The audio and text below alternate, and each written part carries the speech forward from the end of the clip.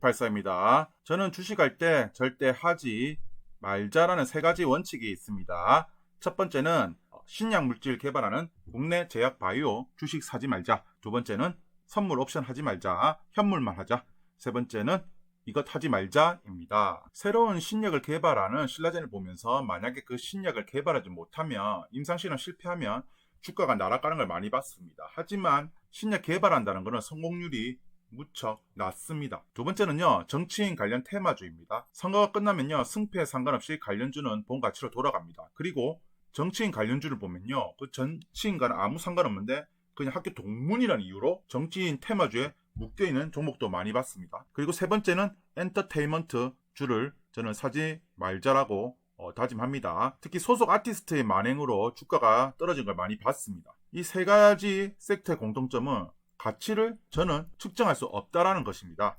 오늘 민희진 어도어 대표와 방시혁 하이브 의장과의 대립으로 연예계가 뜨겁습니다. 민희진 어도어 대표는요, SM에서 총괄 이사를 지냈고 하이브에서 산하 레이블사에서 뉴진스를 발굴한 유명한 브랜드 마케터입니다. 그리고 SM에서는요, 사원으로 입사하여서 총괄 이사까지 오른 아주 능력이 있는 그런 CEO입니다. 방시혁은요, 유명한 작곡가에서 BTS를 세계적인 아티스트로 키우며 지금은 하이브 의장을 하고 있습니다. 그리고 하이브 의장 역할을 하면서 밑에 산하 레이블을 관리하고 있습니다. 그럼 이번 사건의 문제는 무엇이냐면 민희진 어도어 대표 입장에서는 아무리 산하 레이블이지만 어도어는 독립된 회사이다. 그래서 하이브에서는 간섭을 할 수 없다. 그리고 내가 SM에서 하이브로 넘어갔을 때 방시혁 그리고 하이브는 내가 독립적으로 간섭 없이 회사를 운영하게끔 하게 해줬다라는 것입니다.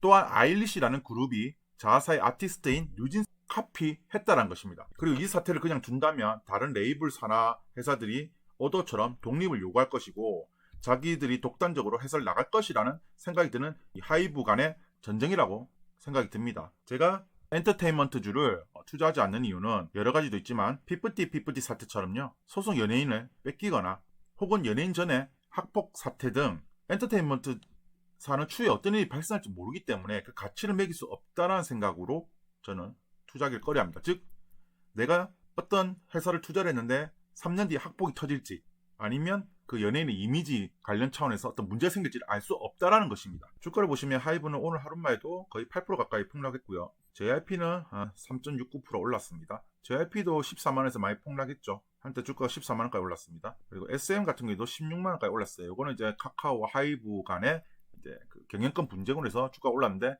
다시 제같이 찾아가는 중이라 저는 보고 있습니다. 그리고 이제 카리나가 연애를 해가지고 역시 좀 떨어진 것도 있고요.